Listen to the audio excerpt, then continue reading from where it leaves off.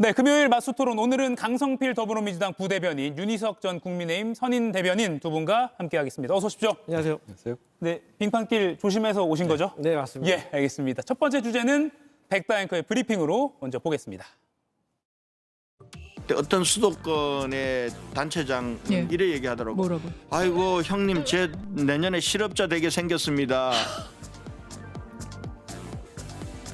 대구시장을 지낸 권영진 국민의힘 의원이 한 수도권 단체장의 실직 걱정을 전해왔습니다.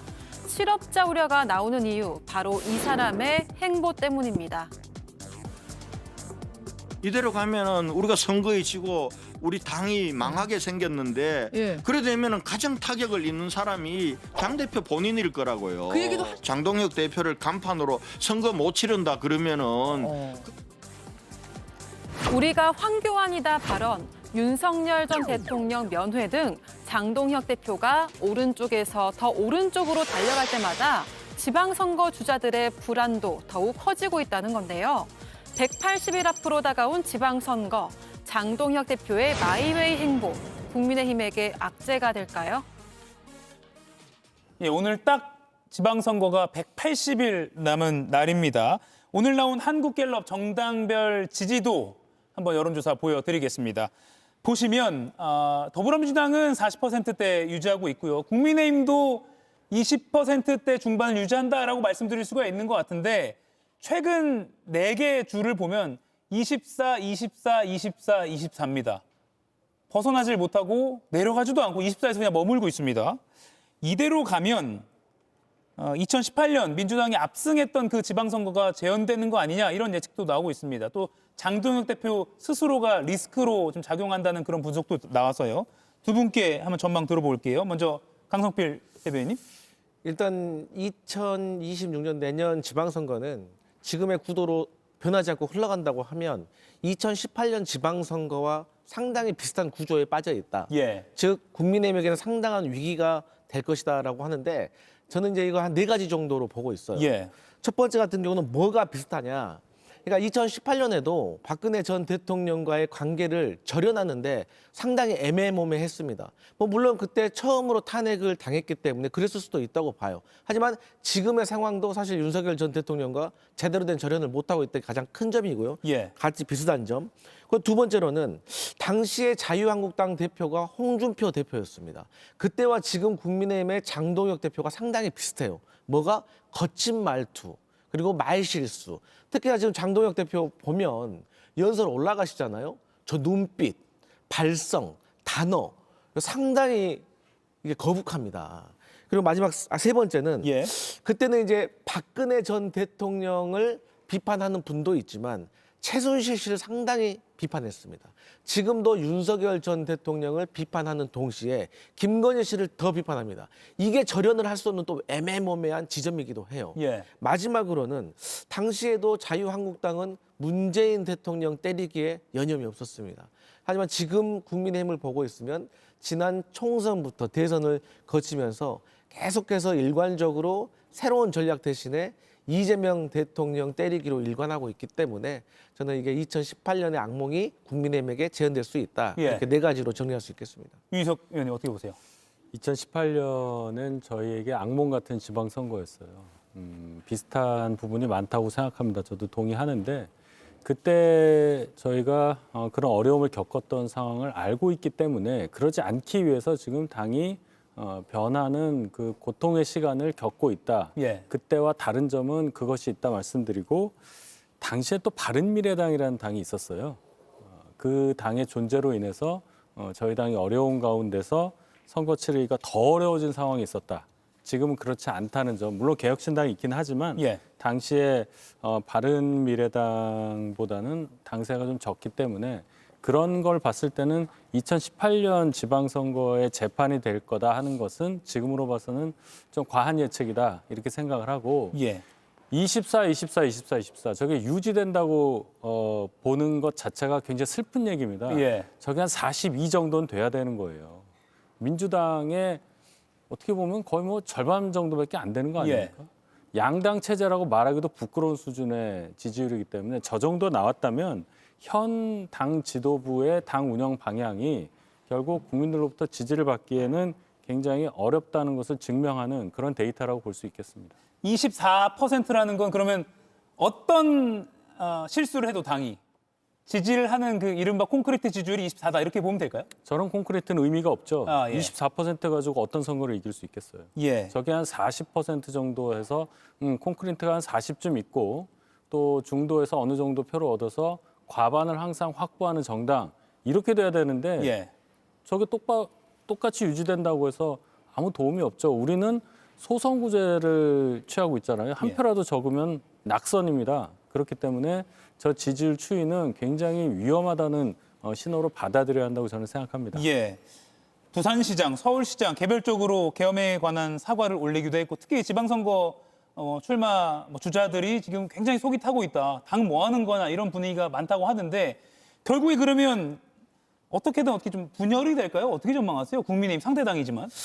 일단 장동혁 대표에게는 이게 우호 세력이 될 수도 있고 적대 세력이 될 수도 있는 한 세력이 한 4가지 덩어리가 있어요. 예. 첫 번째로는 원내대표입니다. 송원석 원내대표와 얼마만큼 호흡을 잘 맞추느냐. 예. 그러니까 지방선거 때는 물론 여당의 대통령의 지지율도 상당히 중요하지만 이에 맞서는 이 야당으로서의 어떤 지방마다 그 특색에 맞는 정책을 얼마나 잘 보일 것인가. 예. 거기에 대해서 중앙당이 또 얼마나 서포트를 해줄 것인가. 뭐 예를 들어서 자기 지역에 있는 공항이 있으면 이 공항에 대해서 왜 정부 여당이 제대로 추진하지 못하는가. 이런 것들에서 지적을 해줘야 되기 때문에 이 부분에 있어서 원내대표와의 관계 그리고 한동훈이라는 전 대표가 있는데 여기에 대해서는 끌어안으면 함께하면 이게 시너지가 날 수도 있지만 또 이것을 끌어안지 못하고 적대적으로 돌리는 순간에 내부의 적이 더 많아지는 거죠. 그리고 마지막으로 윤석열 전 대통령과의 관계. 그래서 이 3가지 큰 덩어리가 있는 과정에서 또 밖에는 이준석이라는 변수가 있어요. 그렇기 때문에 여기에 대해서 최대한 선거에 이기기 위해서는 모두를 우호 세력으로 만드는 것이 선거의 기본인데 예. 지금 현재 장동혁 대표와 지도부가 가는 길이 전혀 그렇지가 않아요. 저는 물론 거기에는 확고한 나름대로의 목적과 목표가 있다고 생각을 하는데 그럼에도 불구하고 각 지방에 있는 단체장들은 어쨌든 자기 선거에는 도움이 되지 않기 때문에 예. 여기에 대해서 애가 탈 겁니다. 앞서 권영진 국민의힘 의원이 라디오 인터뷰에서 아는 수도권 지자체장들이 나 실직하겠다 말을 했다고 하는데 이런 분위기가 좀 읽히세요? 네, 그렇습니다. 아. 저희가 22년도 지방선거 때 그 앞에 있었던 대선 승리의 바람을 타고 지방선거 압승을 했죠. 서울만 보더라도 구청장 절반이 훨씬 넘는 그런 자리를 차지했고 경기도에서도 상당히 많은 자치단체를 차지했었습니다. 예.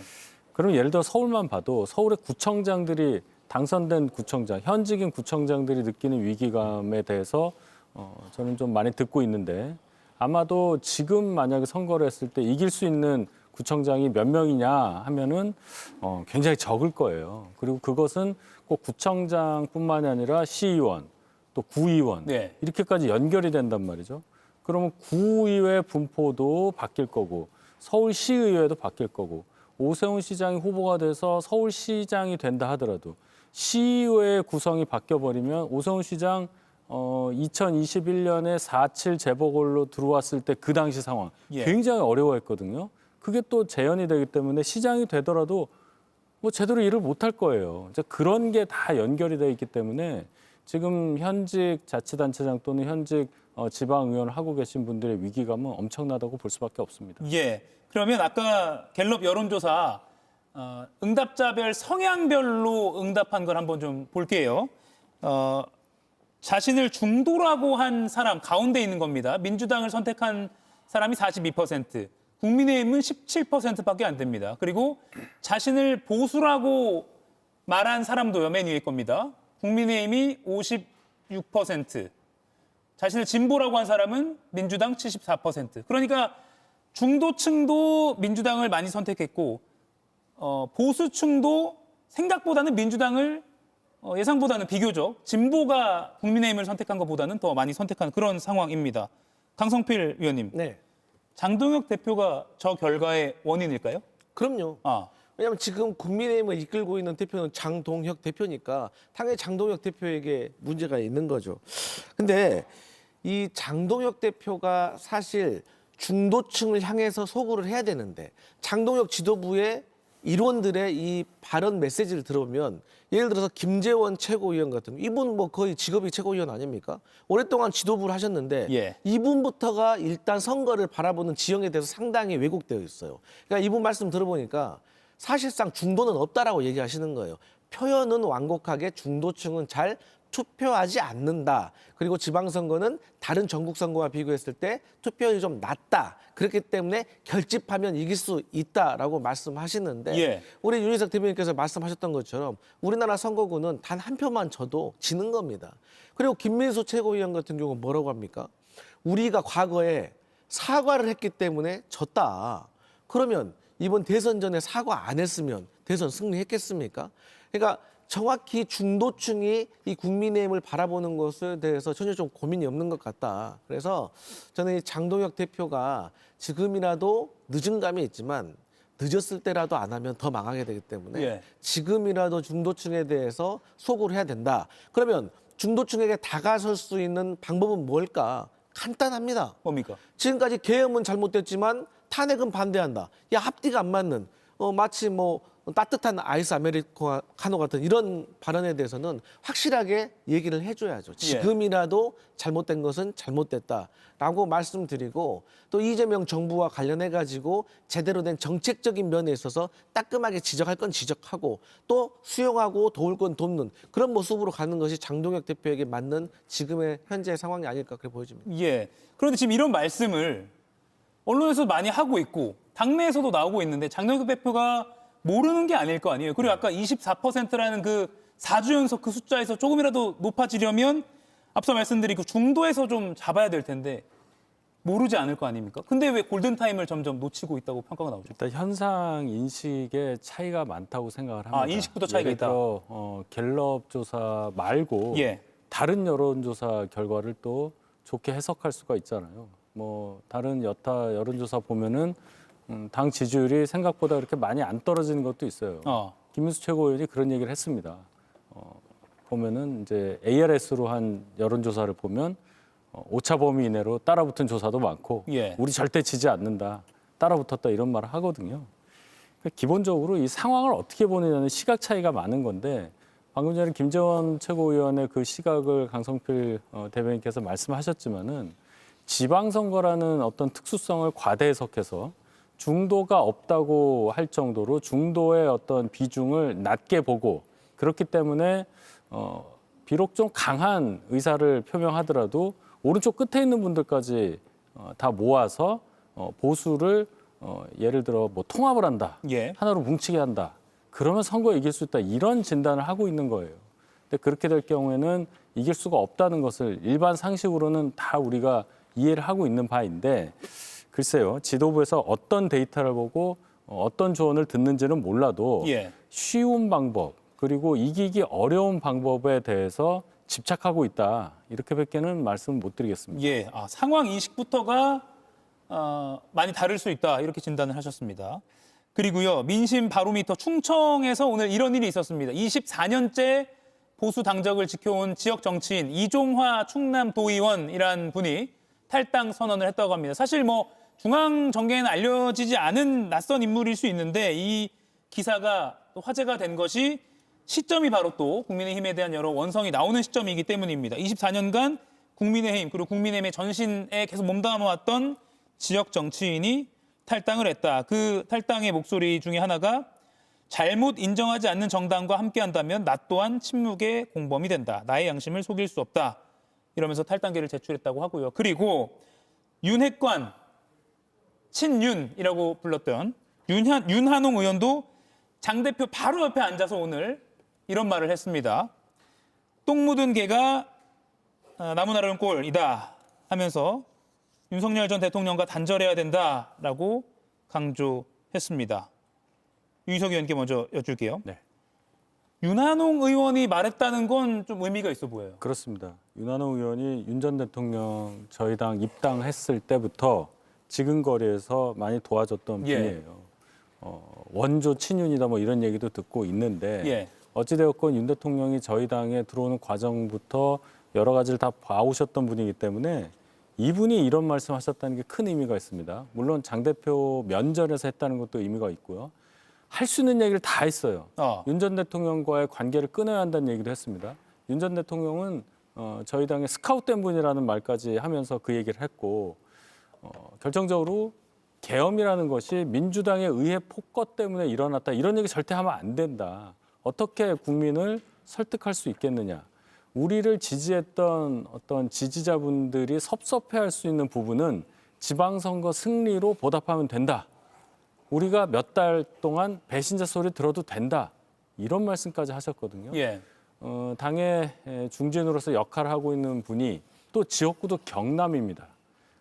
이런 분이 이런 얘기까지 했다는 것은 장동혁 대표가 더 이상 입장을 바꾸지 않고는 버티기 어렵다는 경고의 다름 아니라고 생각을 하고 이런 목소리가 나왔다는 것이 지금 나온 게 상당히 늦지만 그래도 제 입장에서는 예. 당이 그래도 변모하려는 모습을 보여주는 것이라고 생각을 해서 대단히 한편으로는 다행스럽다고 봅니다. 그럼 이어서 이렇게 말씀드릴게요.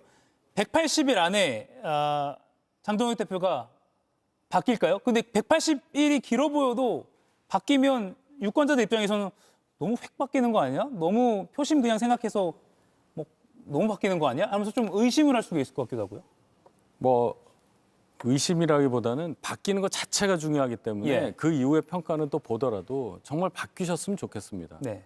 12월 3일의 메시지와 확 바뀐 메시지, 왜 바뀌었냐라는 얘기에 대해서 걱정하기보다는 바꾸는 게 중요한데 지금까지 장 대표의 여러 가지 행보들 그리고 최근의 메시지를 볼 때는 그 가능성이 상당히 낮아 보여서 그래서 걱정을 하는 거죠. 6월이 다가와도. 그렇죠. 180일은 깁니다. 그래서 저희가 충분히 준비할 수 있는 시간이라고 보는데 당대표 그리고 지도부의 일부 분들이 계속 국민적 여론과 동떨어진 얘기를 고수하면 예. 당이 결론적으로는 분열할 수밖에 없어요. 지금 권영주 의원, 윤한홍 의원 그리고 우리 지자체장, 서울시장, 부산시장 이분들이 장동혁 대표와는 전혀 다른 메시지 심지어 송원석 원내대표까지 당대표와 전혀 다른 메시지를 냈잖아요. 예. 그게 당의 공식적인 입장으로 봐야 하는데 어떻게 보면 당대표가 고립돼 있다. 이런 상황이기 때문에 장동혁 대표가 입장을 바꾸지 않으면 당대표로서 역할을 할 수 있는 상황이 조기 종료될 수 있다고 저는 봅니다. 강성필 위원님. 네. 윤한홍 국민의힘 의원이 오늘 굉장히 강하게 직격한 것 상대당이지만 조금 놀라지 않으셨습니까? 저는 뭐 물론 놀래긴 했죠. 예. 그런데 그만큼 국민의힘이 위기로 가고 있구나라는 것을 확실히 감각적으로 윤한홍 의원이 느끼고 있구나. 윤한홍 이분은요. 원래 제가 알기로는 박근혜계입니다. 그런데 윤석열계로 어떻게 보면 뭐 이렇게 갈아탔다고 볼 수가 있는데 예. 근데 이제 이런 분들은 사실 이제 감각이 빠른 거죠. 그렇기 때문에 이대로 가면 안 된다라고 생각을 할 수가 있는 거고 오늘 이제 뭐 이종화 충남 도의원 탈당했다고 하잖아요. 저는 이분이 도의원이긴 하지만 집중해서 보고 눈길이 가는 부분이 있었습니다. 충청남도 의원입니다. 장동혁 의원의 지역구와 가깝던지 뭐 정확히는 모르겠지만 예. 충청이에요. 그러니까 충청도에 당 대표가 있는데 충청도에 도의원이 탈당을 했다. 그것도 뭐 조금만 지도부에 잘 보이면은 뭐 광역 의원 정도는 장동혁 대표가 충분히 공천 줄 수도 있는데 이분이 탈당했다는 건 상당히 의미가 있다. 예. 그리고 권영진 의원이 얼마 전에 했던 인터뷰가 저는 상당히 와닿았습니다. 그러니까 국민의힘 현역 의원들 중에서 3분의 2 정도는 사과해야 된다. 2분의 1, 절반은 윤석열과 절연해야 된다.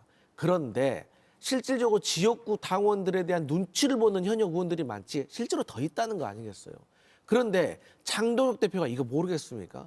장동혁 대표가 이런 어떤 민심과 당신과 벗어나는 행동을 하는 것에 대해서 예. 저는 윤한홍과 이 원조 친윤들은 지금 자기 정치하고 있구나라고 깨달은 것 같아요. 예. 그럼 어떤 자기 정치를 하고 있냐? 장동혁 의원은 윤상현, 나경원 그리고 한동훈 전 대표를 보면서 학습 효과를 느낀 거예요. 그러니까 윤상현, 나경원 같은 분들은 오랫동안 정치를 했음에도 불구하고 강성 팬덤이었기 때문에 당내에서 뭘 할 수가 없던 거예요. 더 큰 정치인이 못 된 거예요. 하지만 한동훈 같은 사람들은 정치한 지 얼마 안 됐는데 국민의힘에서 유일하게 팬덤을 가지고 있어요. 그러다 보니까 이거구나. 내가 당대표하는 동안에 내가 강성 팬덤을 만들면은 이게 앞으로 나의 정치 일정에서 크게 도움이 되겠구나. 한동훈 대표 비대위원장 물러나고 당대표 물러나도 저렇게 따라다니면서 이렇게 응원해주는 분들이 있는 게 큰 정치적 자산이거든요. 예. 그래서 저는 이러한 자기 정치를 하고 있다는 것도 친윤들이 느껴서 이렇게 이제 공격에 들어간 것 같습니다. 일종의 좀 경고를 하고 있다. 네. 알겠습니다. 국민의힘 상황은 글쎄요, 저희가 분석해야 될 상황들이 계속 나올 것 같습니다. 당분간 더 지켜보겠습니다. 이가혁 라이브를 시청해 주셔서 고맙습니다. 이가혁 라이브는 평일 오후 5시 TV와 유튜브로 실시간으로도 함께 하실 수 있습니다.